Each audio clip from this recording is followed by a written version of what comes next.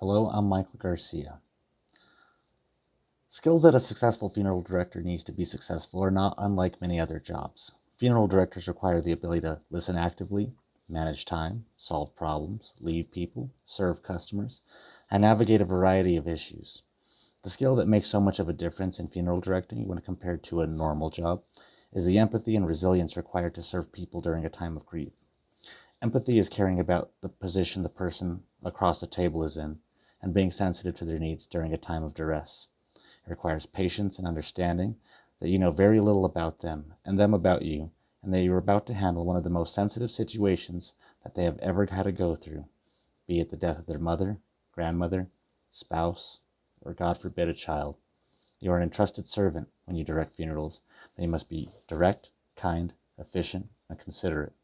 A funeral director will be confronted with the extreme situations of life and the added stress of death, and the sensitive relationships that have bonded over lifetimes and still create a seamless memory for the loved ones left behind.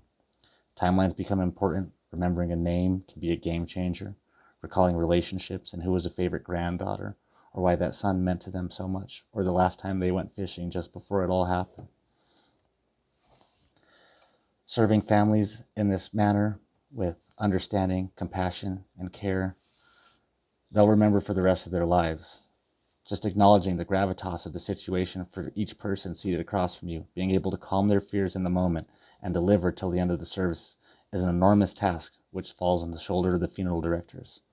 I understand the importance of all these aspects of funeral service and plan on giving each decedent and their families exemplary service that honors and distinguishes a life in the manner that they see fit. For families who don't want a service of any type, this may come for a plethora of reasons. Some reasons that are often seen include costs, an insubstantial relationship with the deceased, shock or an unexpected passing, or a general disinterest in funeral services. Addressing these reasons in arrangements helps acknowledge how they feel toward services and allows the funeral director the privilege of informing their client of the benefits of funeral service. Lives are capitulated with the funeral service that allows people to grieve together. Services can be suited to their exacting needs and performed in a variety of ways. I myself had a funeral service for a friend earlier this year. It was simple. It was 4 of us in a room crying. There was music. There was us giving our friend the proper accoutrements for his venture. Together, we placed him in the retort, and we were just quiet for a while. It was powerful. It was cathartic. It allowed us to bond in a way we couldn't in any other fashion. His family didn't want services. I persuaded them to, though, as I knew my other friends needed closure.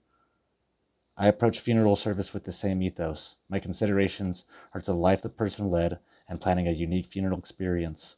And I can only do that through empathetic probing and questioning. My goal is to create a lasting memory that gives people some closure and eases their mind. It doesn't solve all the problems, but it allows them to bond.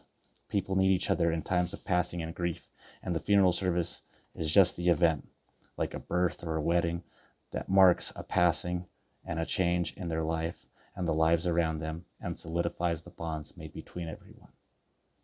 Thank you for your time.